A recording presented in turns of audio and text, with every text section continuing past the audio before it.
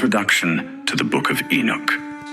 The Book of Enoch, also known as First Enoch, is an ancient Jewish apocalyptic text traditionally attributed to Enoch, the great-grandfather of Noah.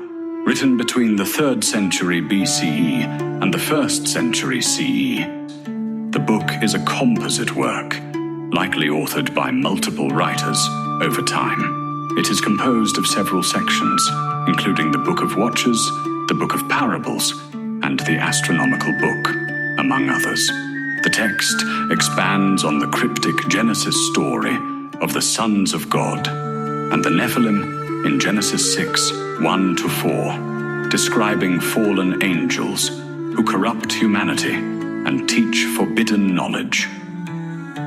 It also presents detailed visions of heaven, final judgment, and messianic prophecy. Why is it not in the Bible? The Book of Enoch was widely read and respected among Second Temple Jews and early Christians, especially the Ethiopian Church, which still includes it in its biblical canon. It even influenced New Testament writers.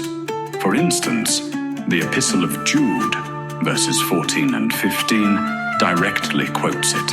Enoch, the 7th from Adam, prophesied about them. See, the Lord is coming with thousands upon thousands of his holy ones. However, it was ultimately excluded from the Jewish Tanakh and most Christian Bibles for these reasons.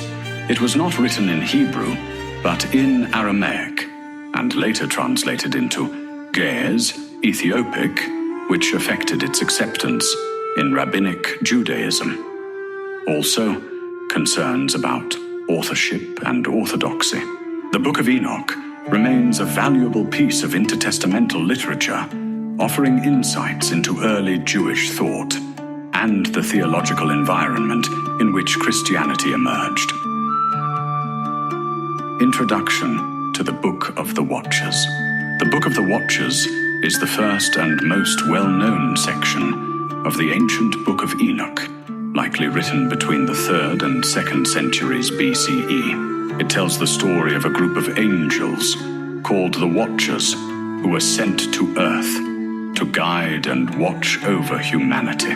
But instead of remaining faithful to their divine mission, these angels lusted after human women and descended to earth. They fathered hybrid offspring, known as the Nephilim, described as giants and warriors of great violence. The Watchers also revealed forbidden knowledge to humans, such as weapons making, sorcery, and astrology, leading to widespread corruption. As evil spread, the cries of the earth reached heaven. In response, God sent archangels to punish the Watchers and destroy their offspring. The prophet Enoch is chosen to deliver God's message of judgment. He is taken on heavenly journeys, shown cosmic secrets, and ultimately tells the fallen angels, "You shall have no peace." The Book of the Watchers explains the origins of evil and chaos on earth and lays the foundation for later apocalyptic literature. Though not included in most versions of the Bible, it was influential in early Jewish and Christian thought and is still part of the Ethiopian Orthodox canon. The Book of the Watchers, a narrative with original quotes. In the generations before the flood, when men multiplied upon the earth, something stirred in the heavens. A group of angels, called the Watchers, were appointed to watch over mankind. But their gaze turned toward the beauty of human women. Their leader, Semjaza, feared the consequences of their desire. He warned the others, saying, "I fear ye will not indeed agree to do this deed, and I alone shall have to pay the penalty of a great sin." But the others would not let him bear the blame alone. Together, 200 of them swore an oath, a binding pact, sealed upon Mount Hermon, whose name comes from the Hebrew herem, meaning curse. The text tells us, "They all answered him and said, 'Let us all swear an oath and all bind ourselves by mutual imprecations not to abandon this plan but to do this thing. So they descended from heaven to earth, and each took a human wife. From these unions were born the Nephilim, giants who stood tall and strong, but were filled with violence. Of them it is written, they consumed all the acquisitions of men. And when men could no longer sustain them, the giants turned against them and devoured mankind. And they began to sin against birds and beasts and reptiles and fish. First Enoch 7:4 and 5. These giants brought chaos and bloodshed. But worse still, the Watchers began to teach forbidden knowledge to humanity. Azazel taught men how to make swords, knives, shields, and breastplates, introducing war to the world. He also taught women the art of beautifying the eyelids and all kinds of costly stones and coloring tinctures. Semjaza taught enchantments and root cutting. Others revealed astrology, signs of the moon, and secrets of the stars. Because of this, the earth became defiled. Blood cried out from the ground, and the souls of the dead lamented in heaven. The archangels Michael, Uriel, Raphael, and Gabriel saw the corruption and brought it before the Most High, saying, Thou seest what Azazel hath done, who hath taught all unrighteousness on earth, and revealed the eternal secrets which were preserved in heaven. In response, the Holy and Great One gave command. To Raphael he said, Bind Azazel hand and foot, and cast him into the darkness. Cover his face, that he may not see light. And on the great day of judgment, he shall be cast into the fire. To Gabriel, destroy the children of the Watchers from among men. Let them perish from before the face of the earth. To Michael, bind Semjaza and his associates in the valleys of the earth till the day of their judgment. The giants, abandoned by their fathers, turned on each other and were destroyed. Their spirits, now disembodied, would roam the earth as evil spirits. And now the giants, who are produced from the spirits and flesh, shall be called evil spirits upon the earth. In the midst of this, the righteous man Enoch, who had walked with God, was summoned.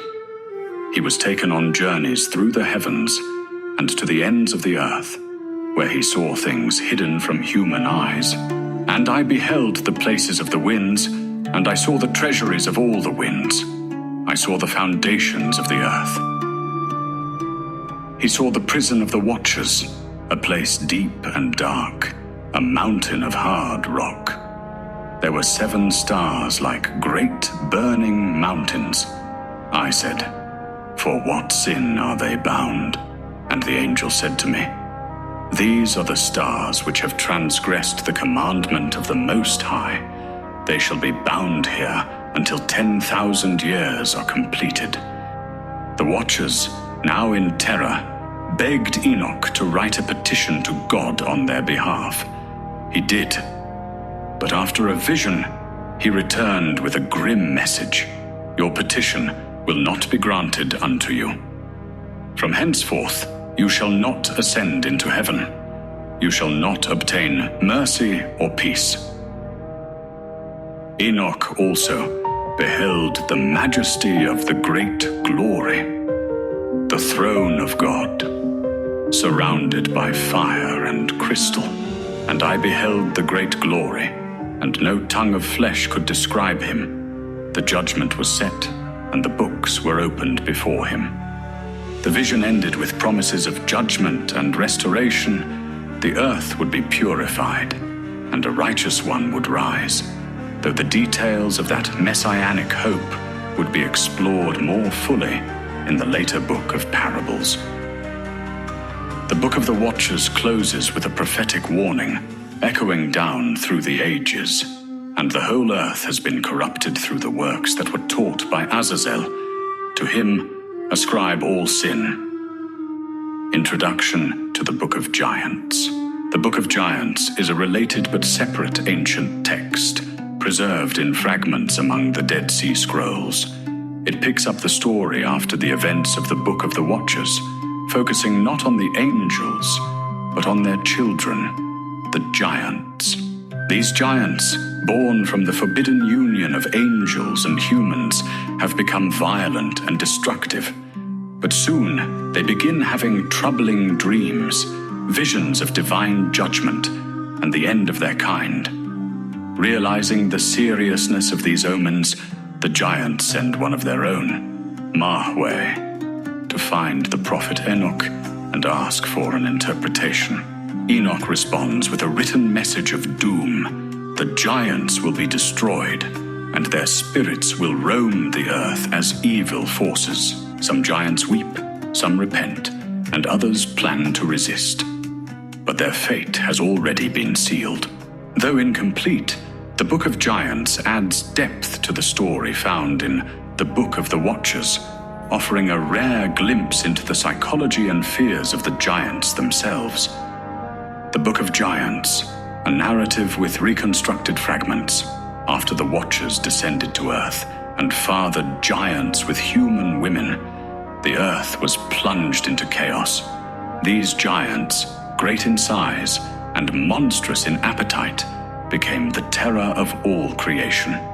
They devoured animals, crops, and eventually turned to cannibalism.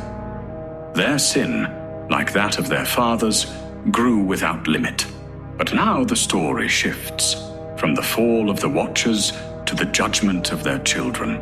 Among these giants were named leaders, Ohia and Hahia, twin sons of the fallen angel Shemihaza, and Gilgamesh, Mahweh, and others, some familiar from ancient mythologies. The giants lived in a world of violence and terror.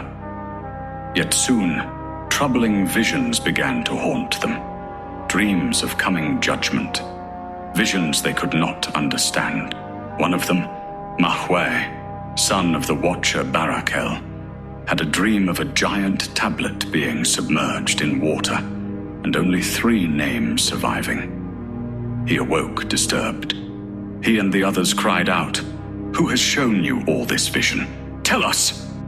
They feared the dream meant doom. So Mahweh flew, either literally or in a vision, through the skies in search of the only man who might interpret such dreams, the prophet Enoch, now dwelling in the heavens. Enoch, the scribe of righteousness, was asked to intercede. Mahweh begged him to explain their dreams and to plead for mercy before God. Enoch listened and then wrote down the interpretation on tablets. The dreams were warnings of destruction, not just for the giants, but for their fathers and all their works on earth. He wrote, "The message of Enoch, the distinguished scribe." In it, Enoch declared, "Let it be known to you, O giants, and to the sons of heaven, that you shall not have peace. A judgment has been decreed against you. You will die with the destruction of your offspring." The giants wept when they heard the verdict. Oya and Haya especially were tormented by new visions. In one of them, a massive tree was uprooted, and the whole earth shook. Enoch explained, "The tree is your kingdom. It shall be cut down, and your roots will be destroyed forever." They realized the dream meant their total annihilation. But some giants still hoped to fight their fate. They gathered together and said, "Let us unite and make war against the angels and against the righteous." But it was too late. The heavenly decree had been sealed. The archangels were sent, and destruction came. The giants were struck down by the sword, by flood, and by one another. Their spirits, like those of the Watchers, were condemned to wander the earth, becoming unclean spirits. They will become evil spirits upon the earth. They will afflict, oppress, destroy, attack, do battle and cause ruin. The Book of Giants ends, abruptly and tragically, with judgment, not redemption. Its message is stark. The union of heaven and earth outside the divine will lead, not to glory, but to destruction. What remains of the story is mostly silence, scattered scrolls, broken lines, and whispered echoes in other ancient texts. But the warning endures. Pride, knowledge, and power misused will bring ruin to both heaven's sons and earth's children. Closing thoughts and questions. The Book of Enoch and its modern parallels. As we reflect on the ancient accounts in the Book of Enoch, a haunting question arises. What if the events of Genesis 6 weren't just a one-time rebellion, but the beginning of a long-term agenda still unfolding today? In Enoch's time, the Watchers descended, corrupted humanity, and defied the boundaries set by God. They mingled with human flesh, taught forbidden knowledge, and gave rise to the Nephilim, a hybrid race of giants whose spirits became the evil entities that still roam the earth now.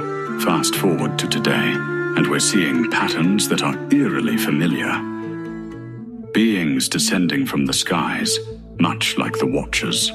Genetic experiments and hybridization stories in alien abduction accounts.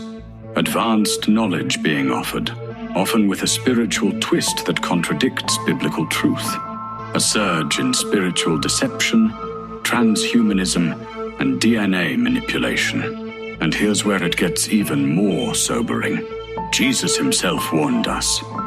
In Matthew 24:37, Jesus said, "As it was in the days of Noah, so it will be at the coming of the Son of Man." The Book of Enoch gives us deeper insight into what the days of Noah were really like. Corruption of flesh, fallen angelic beings interacting with mankind, and a global deception that led to judgment. So we ask, are today's aliens just the same fallen entities in a modern disguise? Is the hybridization agenda continuing through new means, scientific, technological, and spiritual? Could the rise of transhumanism be a modern echo of the ancient tampering that provoked God's judgment? And are we being prepped, once again, for a mass deception with the redefining of human identity through transhumanism or AI? A false salvation with the idea that aliens will save us apart from Jesus' salvation, or even a counterfeit return of Christ. As in Matthew 24:24, Jesus warns, "For false messiahs and false prophets will appear and perform great signs and wonders to deceive, if possible, even the elect." The Book of Enoch may have been lost for centuries, but perhaps it's resurfacing now because its message was meant for this generation. A generation facing technologies and ideologies that blur the line between human and non-human, natural and supernatural. Let us be discerning. Let us not sleep in a time of deception. Let us seek the truth. Jesus Christ is the way, the truth, and life. Please share, subscribe, and like our content. God bless.